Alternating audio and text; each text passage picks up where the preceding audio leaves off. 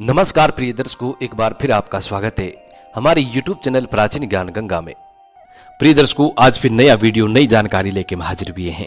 आज फिर एक बूढ़ी माँ की दुख भरी कहानी लेके प्रस्तुत हुए हैं। प्रिय दर्शकों, ये कहानी बड़ी मोटिवेशनल है, बड़ी ज्ञानवर्धक है। इस कहानी को हर माँ के पुत्र को सुनना चाहिए, हर माँ के लाल को इस कहानी को जरूर सुनना चाहिए।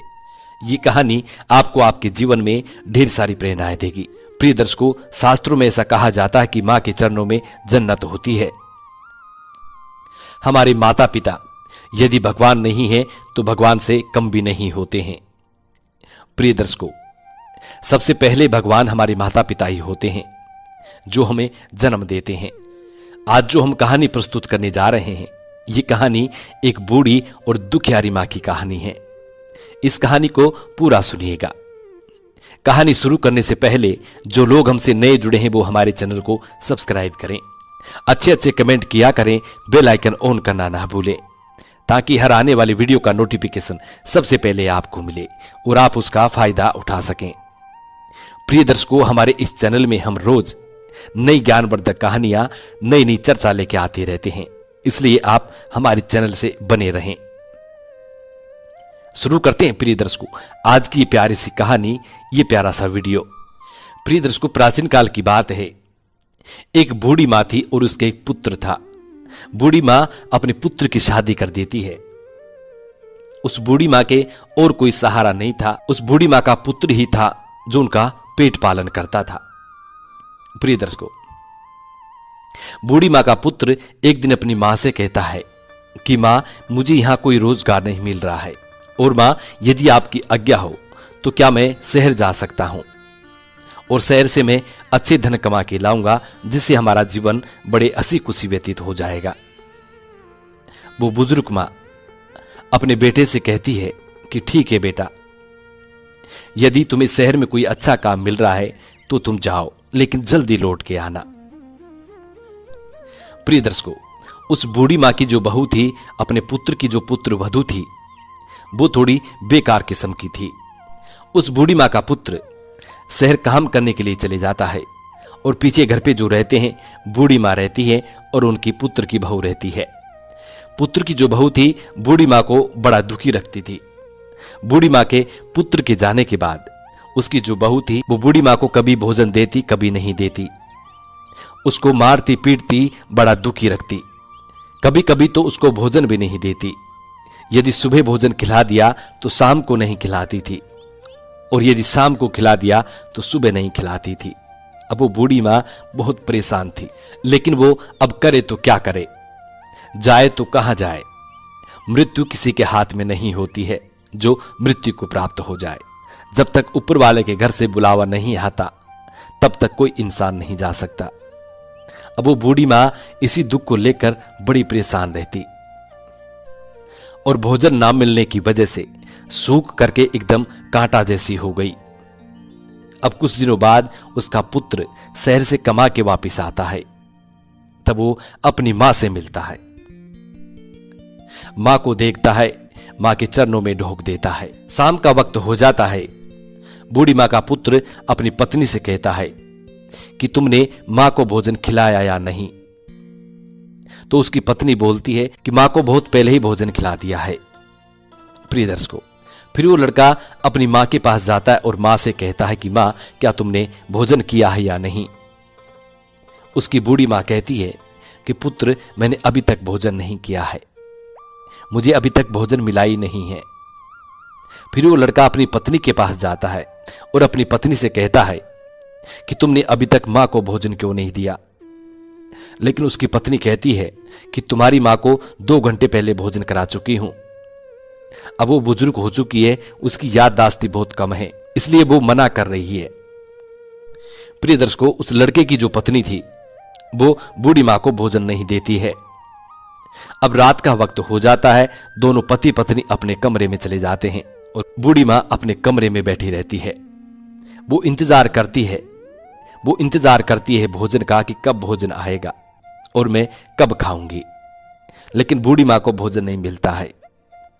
जब आधी रात का समय होता है तो बूढ़ी मां भूख से तिलमिलाती है। कहते हैं ना कि भूखे भजन ना हो गोपाला, ये पकड़ तेरी कंठी माला।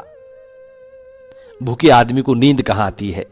बूढ़ी मां भूख के मारे तिलमिलाती है और अपने मन को, अपने आप को ऐसे सांत्वना देती है और ऊपर वाले से ये दुआ भी करती है। बूढ़ी मां इस तरह से कहती है कि बेटा बहू गए सोने के लिए, भोजन कौन खिलाएगा, आजा निंद्रा तू मेरे साथ सो जा। वो बूढ़ी मां इस तरह से कहती है।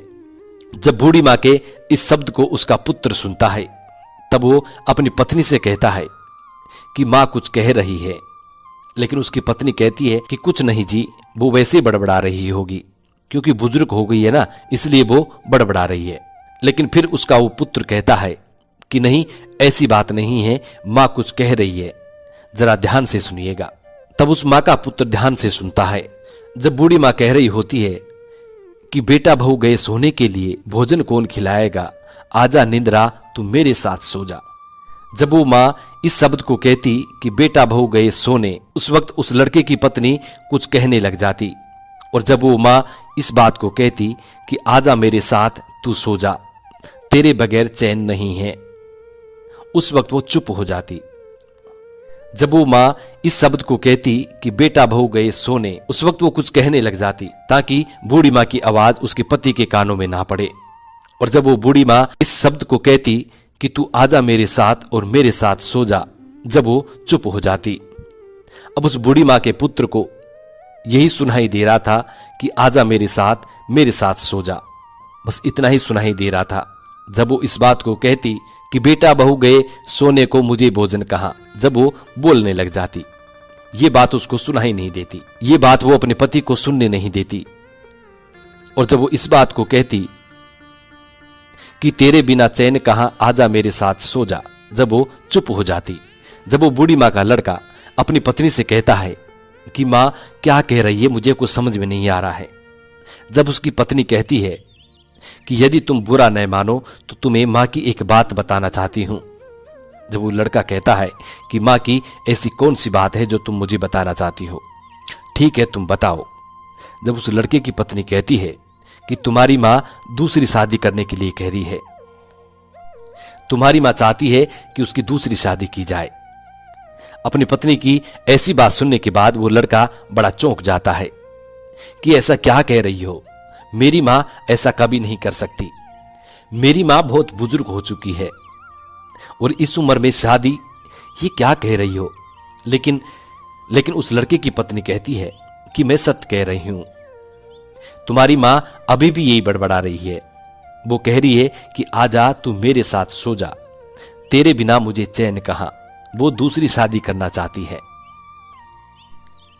अपनी पत्नी की इतनी बात सुनने के बाद वो लड़का कहता है कि ठीक है, यदि मां की यही इच्छा है तो उसके लिए हम कोई अच्छा रिश्ता ढूंढेंगे। अब सुबह होते ही वो लड़का अपनी मां का रिश्ता ढूंढने के लिए निकल जाता है। अपनी मां से पूछता भी नहीं है, अपनी मां की सलाह भी नहीं लेता है।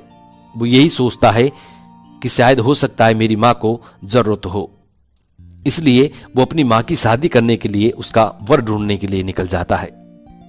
अब उसको एक वर भी मिल जाता है तो अपनी मां का रिश्ता तय करके आ जाता है और अपने घर पे जोरों शोरों से शादी का कार्य शुरू कर देता है।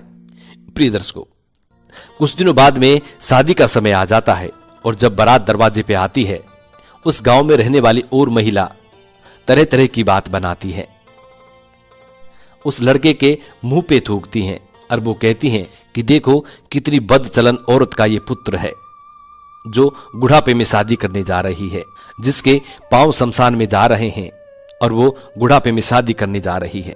ऐसी बदचलन औरत का ये पुत्र है। इस तरह की वहां की महिलाएं बात करती, लेकिन वो लड़का किसी को कोई जवाब नहीं देता। अब नगर की कुछ महिलाएं उस लड़के के पास आती हैं और उस लड़के से कहती हैं कि क्या तुम्हारी मां बुढ़ापे में शादी करना चाहती है। वो लड़का कहता है कि हां, मेरी मां शादी करना चाहती है। तब कुछ महिलाएं उस बूढ़ी मां के पास आती हैं। वो सोचने लगती हैं कि चलो बूढ़ी मां से पूछते हैं क्या वो शादी करना चाहती है या नहीं। हो सकता है मां के पुत्र और बहू ने ये कुछ पाखंड रचा हो, इसलिए वो बूढ़ी मां के पास जाती हैं और बूढ़ी मां से कहती है कि मां, क्या ये तुम्हारा पुत्र जो कर रहा है, क्या ये सही है या गलत? उन महिलाओं की इतनी बात सुनने के बाद बूढ़ी मां सोचने लगती है कि हो सकता है मेरा बेटा कोई अच्छा काम कर रहा होगा, इसलिए ये महिलाएं कुछ ऐसा पूछ रही हैं। यदि मैं मना करती हूं तो मेरे बेटे की इज्जत खराब हो जाएगी, इसलिए मैं हां कर देती हूं। तो बूढ़ी मां हां कर देती है, कहती है कि मेरा बेटा जो कर रहा है बिल्कुल सही कर रहा है। उसकी शादी के बारे में बूढ़ी मां को कुछ भी पता नहीं था। बूढ़ी मां की इतनी बात सुनने के बाद वो सभी महिलाएं उस बूढ़ी मां को खरी खोटी सुनाती हैं, बुरी भली कहती हैं। कहती है कि तुम्हें शर्म नहीं आती, बुढ़ापे में शादी करने जा रही है, और वहां से चली जाती हैं। तब वो बूढ़ी मां अपनी बहू से पूछती हैं और कहती हैं कि ये क्या प्रोग्राम है, किसकी शादी हो रही है?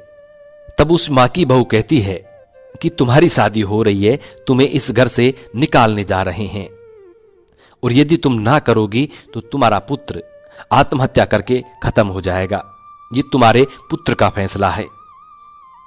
अब वो बूढ़ी मां ना भी नहीं कर सकती, क्योंकि पुत्र की जान की फिक्र होती है।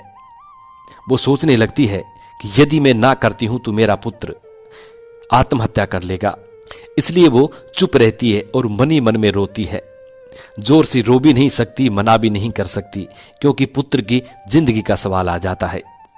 उसकी बहू ने ऐसा ही कुछ कह दिया कि यदि तुम ना करोगी तो तुम्हारा पुत्र आत्महत्या कर लेगा। अब वो बूढ़ी मां घोर संकट में पड़ जाती है। बारात दरवाजे पे आ जाती है और बूढ़ी मां की शादी कर दी जाती है। बूढ़ी मां दुखी तो बहुत होती है, लेकिन अब करे तो क्या करे, उधर पुत्र की जिंदगी का सवाल है। बूढ़ी मां की शादी करने के बाद बूढ़ी मां को विदा कर देते हैं। बूढ़ी मां डोली में बैठकर और अपने ससुराल के लिए रवाना हो जाती है। दूल्हे को और बारातियों को चलते चलते शाम का वक्त हो जाता है। शाम के वक्त जाकर के एक नगर में एक व्यक्ति के घर रुक जाते हैं। उस व्यक्ति की पत्नी बड़ी आलसी थी। वो कुछ भी काम नहीं करती थी अपने घर में। बर्तन इधर उधर पड़े हैं, घर में कचरा भरा पड़ा है, झाड़ू पोंछा इधर उधर पड़ा हुआ है। उसके घर में मकड़ियों के जाले लगे हुए थे। वो कभी किसी कार्य को नहीं करती थी, कुछ भी नहीं करती थी। वो जो बर्तन जहां पड़ा है वहीं पड़ा है, झूठा पड़ा है तो झूठा ही पड़ा है, झाड़ू वगैरह जहां पड़ा है वहीं पड़ा है। वो औरत कुछ भी नहीं करती थी। उस घर में जाकर के बाराती और वो बूढ़ी मां रुक जाते हैं। जब रात्रि का समय होता है तो उस घर में से उस बूढ़ी मां को आवाज आती है। झाड़ू कहता है कि यदि कोई मुझे उठा के और सुरक्षित स्थान पर रख दे तो मैं उसका जीवन बदल दूं। पोंछा कहता है कि यदि कोई मुझे उठाकर और अच्छे सुरक्षित स्थान पर रख दे तो मैं उसको खूबसूरत बना दूं। और बर्तन कहते हैं कि यदि कोई हमें उठा करके और सुरक्षित और अच्छी जगह पर रख दे तो उसके जीवन में अन्न धन की कोई कमी नहीं रहने दूं। अब इस बात को वो बूढ़ी मां रोती हुई सुन लेती है। वो बूढ़ी मां वहां भी एक कोने में बैठ जाती है और रोती रहती है। अब बूढ़ी मां को नींद कहां आए, सब लोग सो जाते हैं, लेकिन बूढ़ी मां जागती रहती है, रोती रहती है, अपने पुत्र को याद करती रहती है। यही सोचती रहती है कि ऊपर वाले ने मुझे कौन सी जन्म की सजा दी है, जो बुढ़ापे में मेरी शादी करवा दी और मेरे पुत्र से अलग करवा दिया। इसी दुख को लेकर एक कोने में बैठी बैठी रोती रहती है।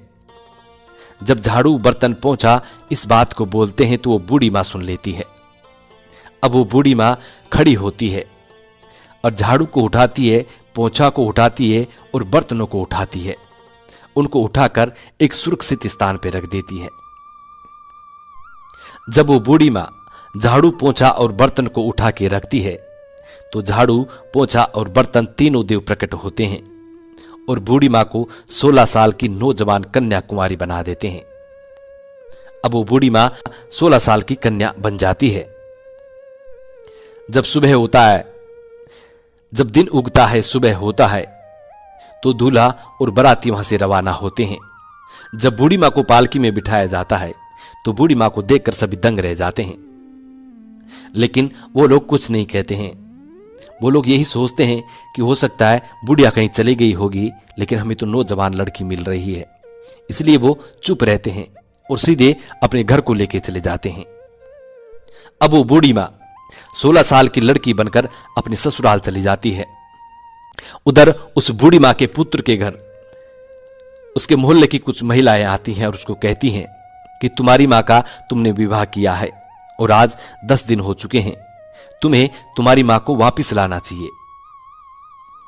जब वो लड़का अपनी पत्नी से इस बात को कहता है कि मां को 10 दिन हो गए, अब हमें मां को वापस लाना चाहिए, तब उस लड़के की घरवाली कहती है कि उसको वहीं रहने दो, यहां लाने की क्या जरूरत है, अब उसकी शादी कर दी है, उसका विवाह कर दिया है, उसको पति मिल गया है, फिर उसको लाने की क्या जरूरत है। लेकिन वो लड़का कहता है कि ऐसी परंपरा है, मां को वापस लाना चाहिए। फिर वो लड़का अपनी मां को लेने के लिए उसके ससुराल पहुंच जाता है। जब वो लड़का अपनी मां के ससुराल में पहुंचता है तो उसको वहां उसकी मां नजर नहीं आती, 16 साल की एक लड़की नजर आती है।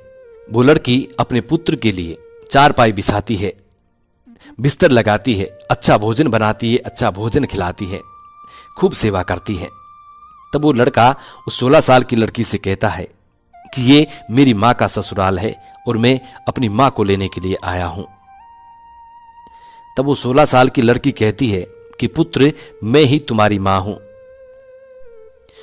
16 साल की लड़की की इतनी बात सुनने के बाद वो पुत्र बड़ा चौंक जाता है, वो लड़का बड़ा चौंक जाता है, कहने लगता है कि मेरी मां बहुत बुजुर्ग है, तुम 16 साल की नौजवान लड़की हो, तुम मेरी मां नहीं हो सकती, तुम मेरी मां कैसे हो सकती हो। जब वो 16 साल की लड़की रोती हुई अपनी पूरी घटना सुनाती है, तब वो लड़का अपनी उस मां से कहता है कि मां, शादी की इच्छा तो तुमने ही प्रकट की थी, तुम ही चाहती थी ना कि तुम्हारी दूसरी शादी हो, इसलिए हमने तुम्हारी शादी करवा दी। लेकिन वो बूढ़ी मां कहती है कि पुत्र, मेरी कोई इच्छा नहीं थी कि मैं शादी करूं, और बुढ़ापे में मुझे शादी की क्या जरूरत है, मुझे अपने पुत्र के साथ रहना था, पति के साथ नहीं। तब वो बूढ़ी मां उस पुत्र की घरवाली की पूरी घटना सुनाती है, कहती है कि जब तुम शहर गए थे कमाने के लिए, तब भी तुम्हारी पत्नी ने मुझे बहुत दुख दिया है, मुझे बहुत पीड़ा दी है, मुझे मारती थी, पीटती थी, मुझे भोजन नहीं देती थी। लेकिन जब तुम आए तो उस वक्त मैंने तुमको कुछ नहीं बताया, क्योंकि मैं नहीं चाहती थी कि मेरा पुत्र दुखी हो, इसलिए मैंने तुम्हें कुछ नहीं बताया। और जिस रोज तुमने मुझे पूछा था कि मां तुमने खाना खाया है, और तुम्हारी पत्नी ने यह कहा था कि हमने मां को खाना खिला दिया है, उस दिन भी मैंने खाना नहीं खाया था, उस दिन भी मुझे भोजन नहीं दिया गया था, उस दिन भी मैं भूखी थी और भूख के मारे मुझे नींद नहीं आ रही थी। इसलिए मैं ऊपर वाले से दुआ कर रही थी, ये कह रही थी कि बेटा बहू गए सोने के लिए, भोजन कौन खिलाएगा, आजा निंद्रा तू मेरे साथ सो जा। इस तरीके से मैं कह रही थी, अपने मन को शांत कर रही थी। तब उस लड़के को अपनी पत्नी की पूरी सच्चाई सामने आती है। प्रिय दर्शकों, अब वो लड़का 16 साल की मां को लेकर के रवाना होता है और रास्ते में आकर उसी घर में रुकता है जहां पे उसकी मां 16 साल की हुई थी। उसी घर में रुकते हैं और ऊपर वाले से दुआ करते हैं, और वो 16 साल की मां ऊपर वाले से दुआ करती है, देवी मां से दुआ करती है। वो लड़का भी देवी मां से दुआ करता है, कहता है कि मेरी मां को मुझे पहले वाले रूप में ही लौटा दे। 16 साल की मां भी मैया रानी से दुआ करती है।